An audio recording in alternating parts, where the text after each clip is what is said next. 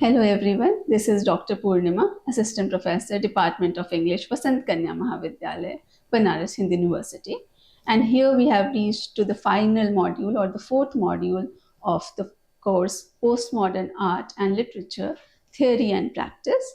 And in this module, we will discuss futuristic trends in postmodernism. And in the first lecture, we are going to delve into postmodern art and literature, similarities and differences. So basically, this lecture will be a kind of recapitulatory lecture about all that we have discussed in the earlier modules. So when we are discussing today, we are discussing about the similarities between postmodern art and literature, and we are talking about the shared emphasis on fragmentation and discontinuity. So we can see the fragmentation and discontinuity in the paintings of Picasso and the Cubist painters, and we can also see the discontinuity or disjointed narrative in modern and postmodern fiction with the rise of stream of consciousness and with flashback techniques and other fragmented narratives where the narrator or the writer forgets or is amnesiac. Such kinds of narration, unreliable narrator, becomes very popular. So both postmodern art and literature abandon linear narratives. So the narrative is not moving in a straightforward manner. It is breaking the time and space barrier. Sometimes we will see that even science fiction, or there are various innovations of science that are used for going back in time. So time capsule and things like that, innovation, time machine, time capsule are also used for going backward and forward in time. So linear narrative is broken.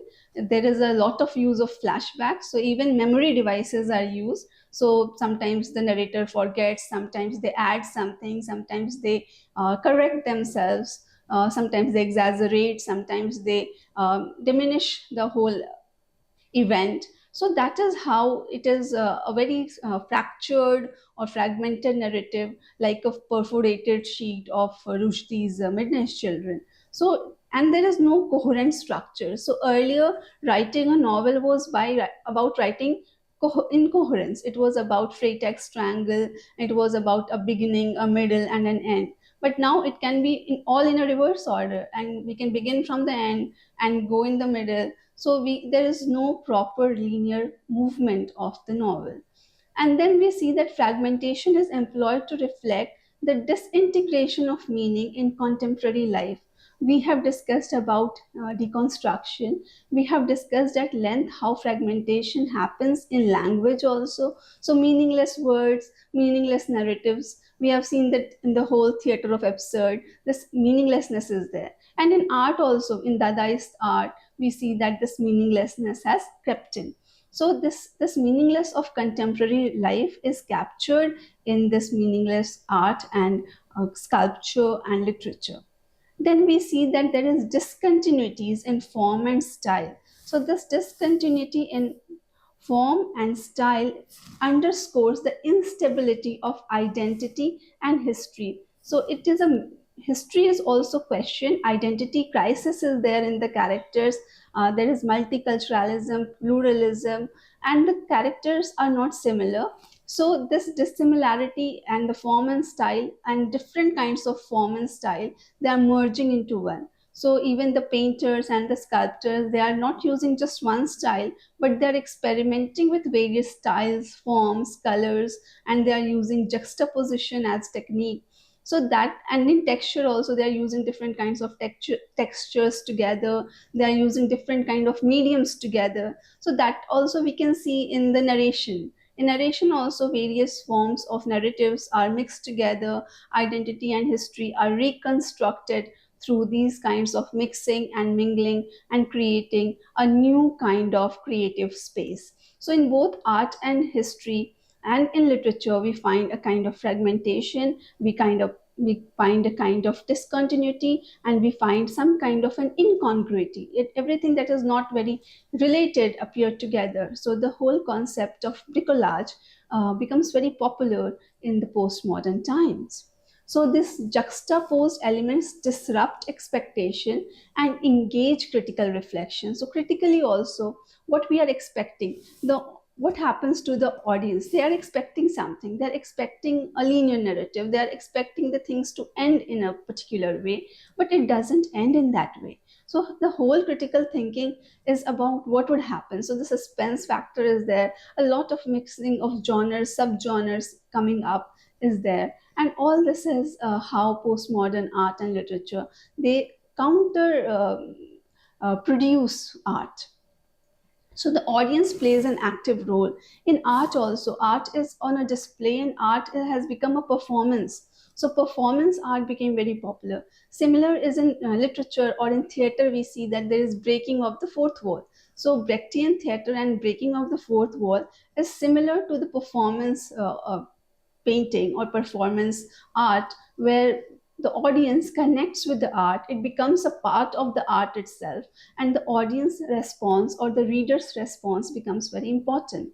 So for example, we can see Don DeLillo's The White Noise, and we can see Picasso's Guernica, but both use fragmentation to portray chaos and crisis. So one novel and one work of art shows the anxiety of the age they are living in, the fragmentation of psyche, and how the mind is breaking on, and how it is an era of madness. All these are reflected through the fragmented narrative and the fragmented paintings.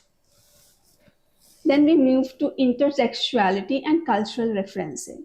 So both disciplines of art and literature, they employ intertextuality. So they are borrowing from places. Even in art, we see that something that is there in popular media or an advertisement can be taken up and it can be converted into art.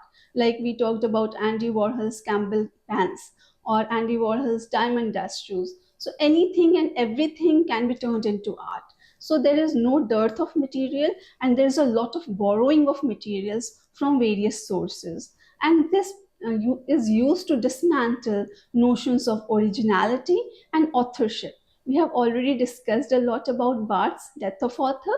So authorship is no longer very important, and issues like copyright become very pertinent in this time. Like if we are not considering author as an important entity, and if anything can be taken up and made into the work of art, then who is actually the creator of the work of art?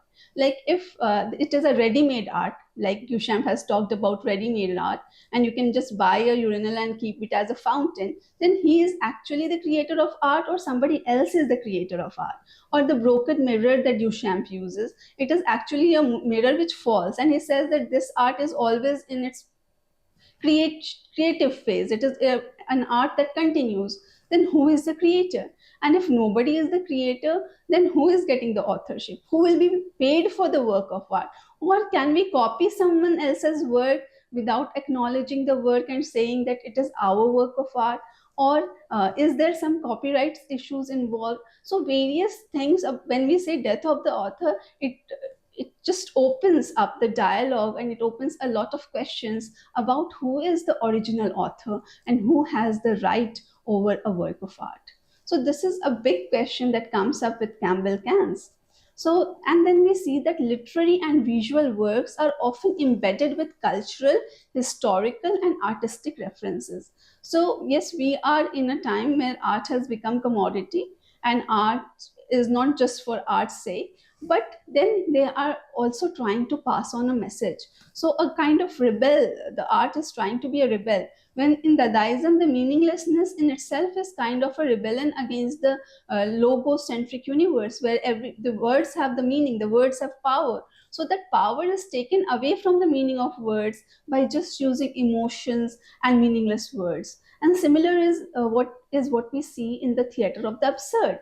So literary and visual works are often embedded with cultural, historical, or artistic references, and starts all from the wasteland, where you will see that there is a lot of allusions, a lot of cross-referencing to other texts. We can see that in Humboldt's Gift, Saul Bellow's Humboldt's Gift. He's quoting so many different authors when he is trying to say something, and how the society is also mixed up, and how people sitting in one place are drinking a drink that belongs to some other place. So this shows the multiculturalism and pluralism of the age.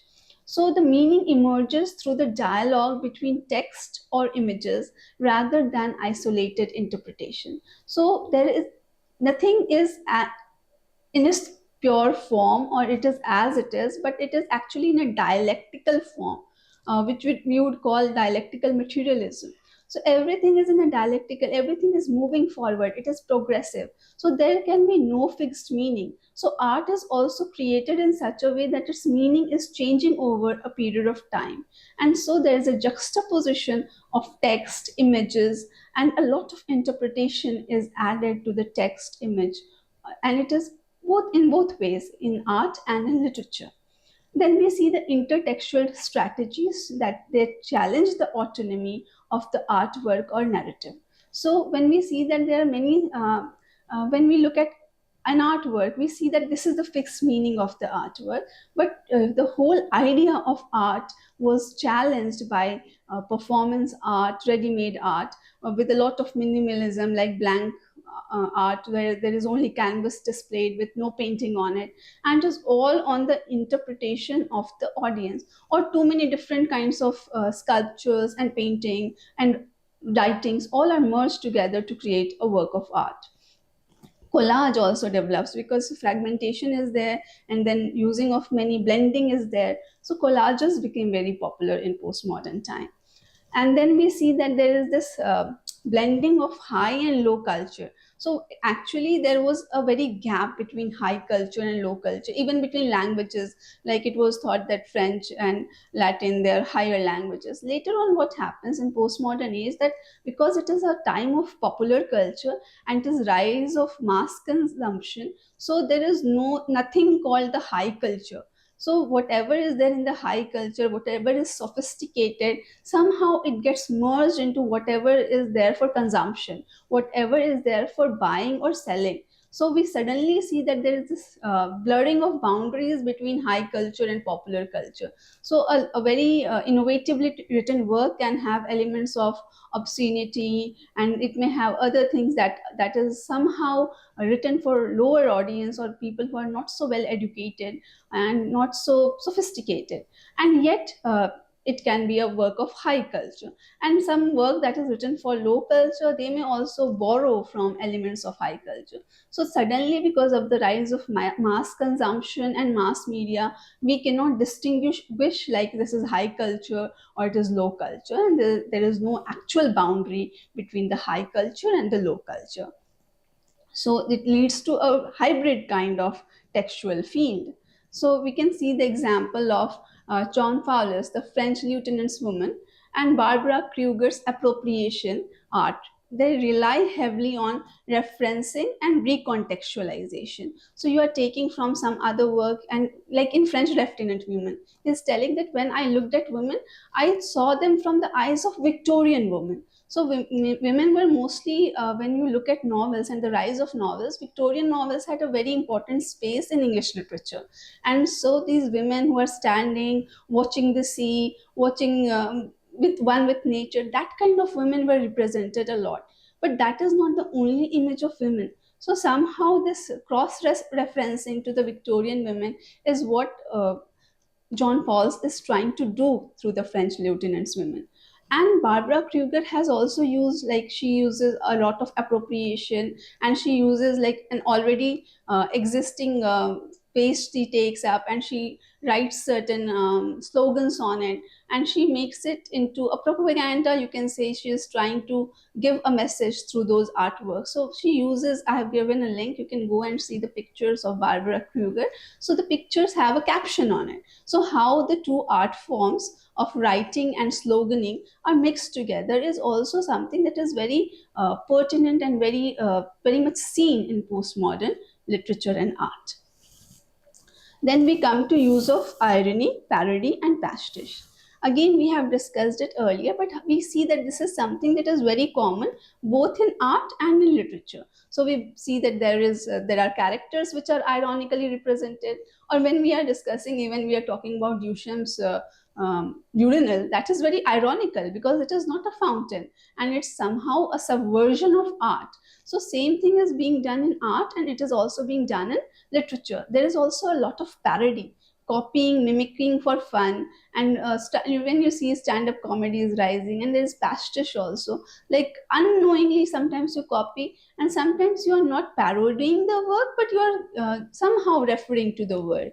So these are all rising in the postmodern times. So we see that irony is central to postmodern expression, and it is used to subvert traditional artistic and literary conventions, because we know that okay, this is traditional, this is how it was, so you just turn the way of looking at things, and when you see from the other side, you see a different perspective. So this kind of non-linear and subverted narrative is also a way of rebelling. It is also a way of rebellion and telling that this is an alternative way of seeing things. So a different perspective is given to things by subverting how we look at art and literature.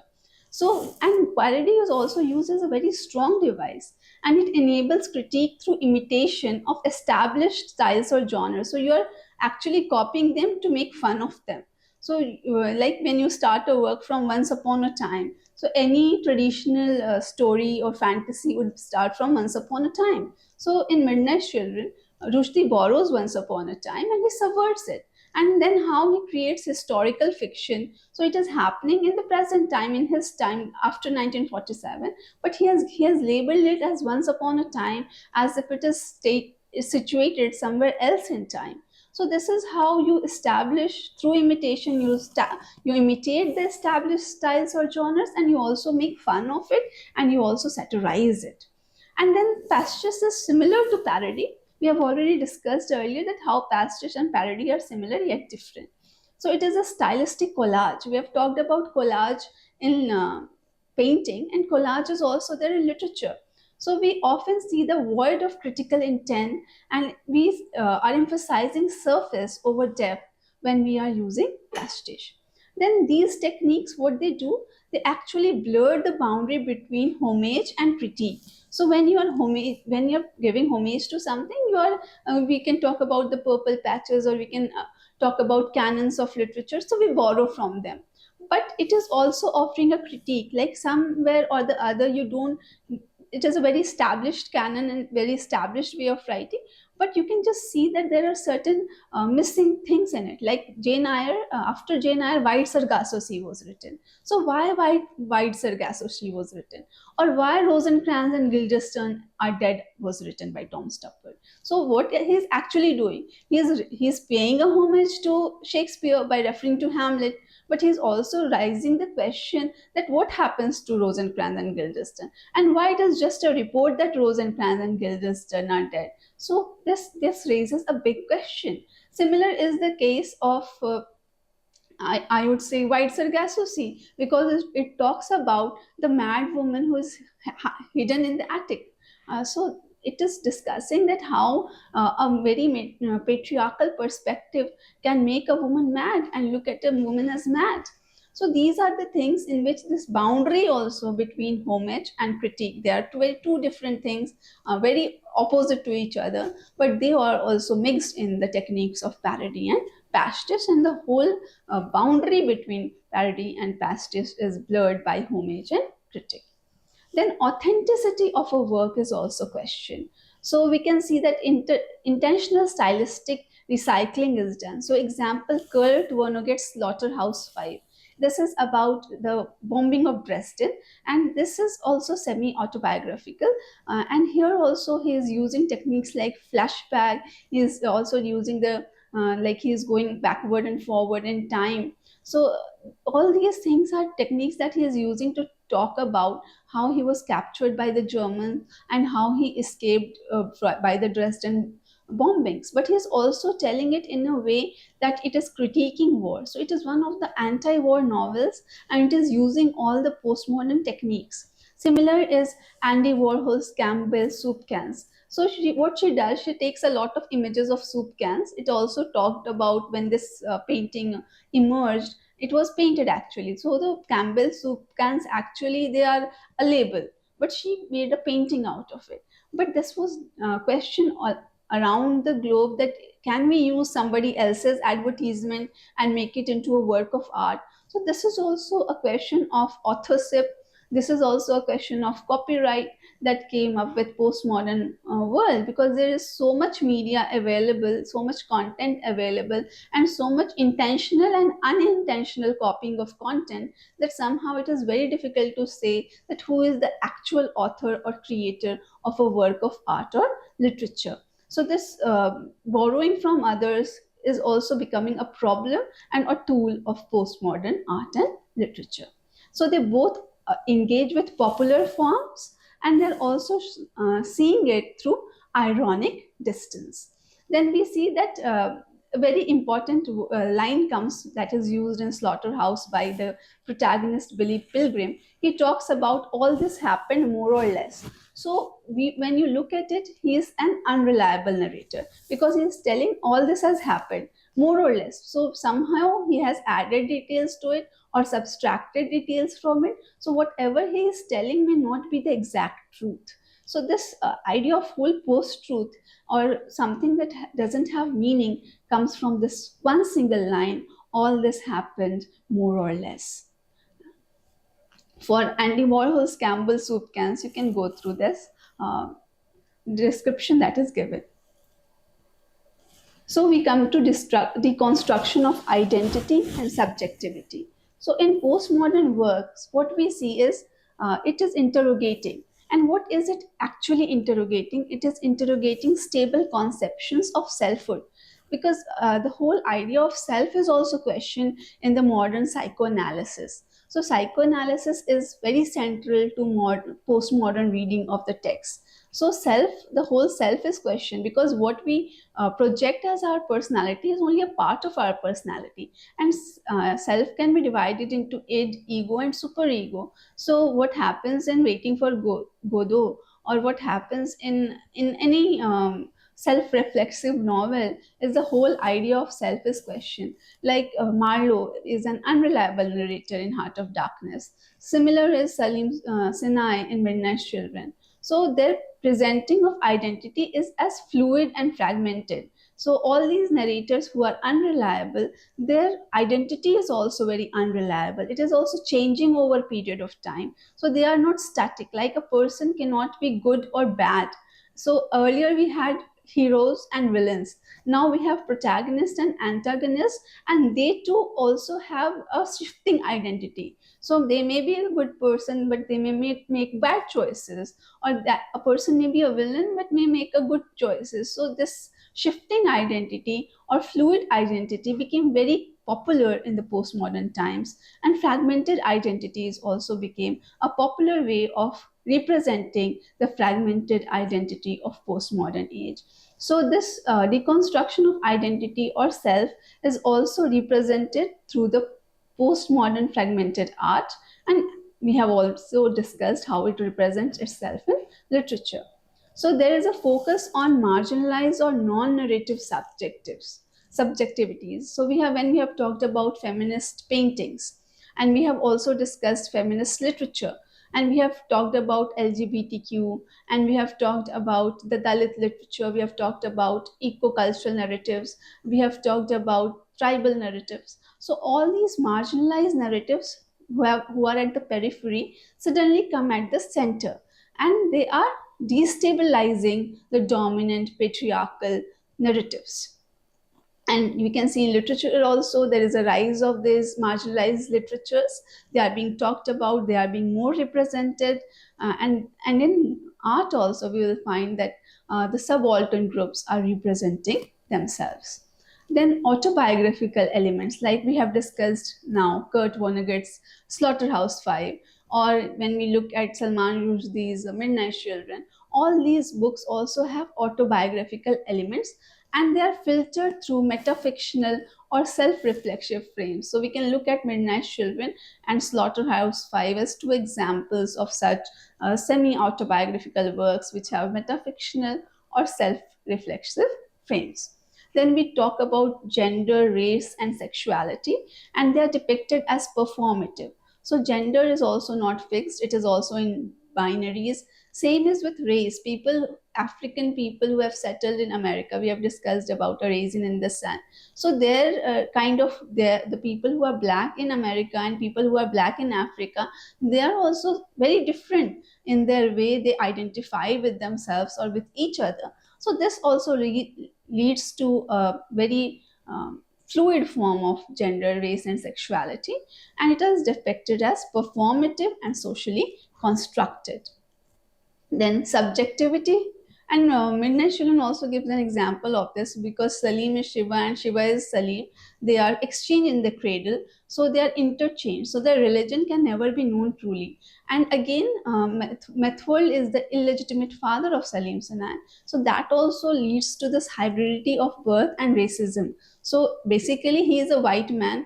Born of a white man, but because he doesn't know his real father, he is treated as an Indian man. So this hybridity is also talking about how race can also be performative. So subjectivity becomes a site of political and philosophical inquiry. So a lot of philosophical questions are discussed through, and political questions are discussed through postmodern art and literature. So example, we can say Janet Winterson's Written on the Body and Cindy Sherman's photographic series. So what they are doing actually is photographic series and this Written on the Body, they are deconstructing the fixed identity. So we look at identity as something that is singular, but postmodern narratives, they look at identity as it can also be represented in various different forms. So when we engage with mass media and consumer culture, then also we try to understand that how postmodern art and literature, they have shifted towards mass media and consumer culture. So they both incorporate elements of advertising. So advertising is used in art.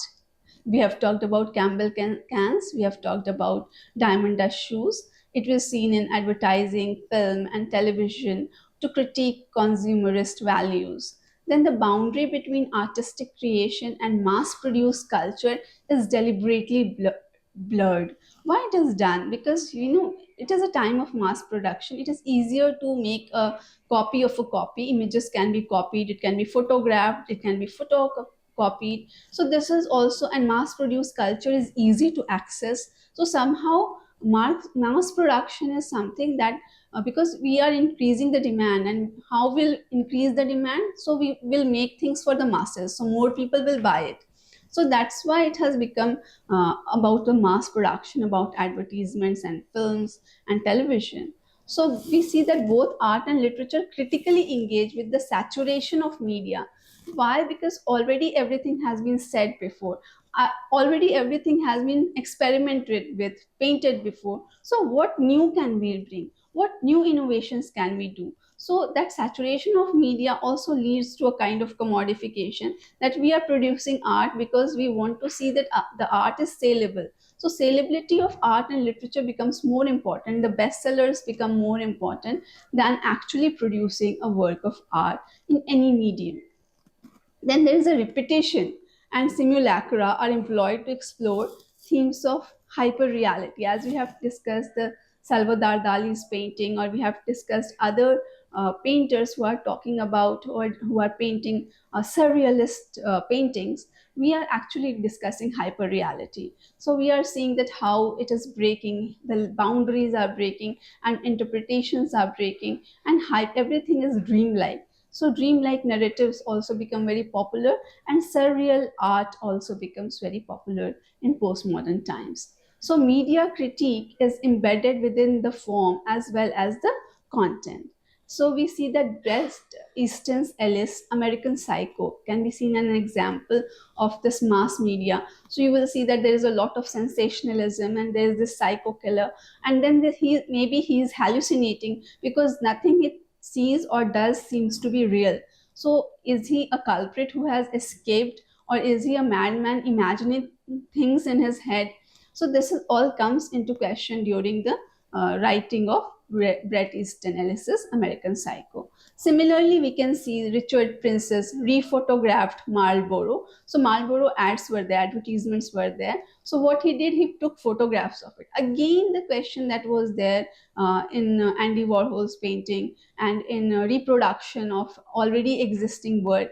So again, it led to a lot of debate upon the authorship of work, about the content of the work, and it also talked about the copyright issues because an advertisement is owned by the company. So by removing the brand name, can he use that article as his own work of art? That again became a very important question. So this kind of reproduction of other work of art as a new work of art and the rise of this copyright issues became very popular in the postmodern times. So the questions that are rising is about copyright and artistic appropriation. So how much can we use for artistic appropriation? So when we see at the how the postmodern art and literature is produced, we see that there is structural narrative and temporal experiences are changing. So postmodern literature typically manipulates narrative time, sequence, and plot development. So this is again the non-linear narrative. And then visual art will lack narrative altogether. So it is existing outside temporal constraints. Art can be apprehended holistically, while literature unfolds sequentially through language. So, narrative disruption in literature fosters ambiguity in art, and it often appears through visual juxtaposition. So, the experiential temporality of reading differs from the immediacy of viewing. So, that's all for today's lecture. Thank you.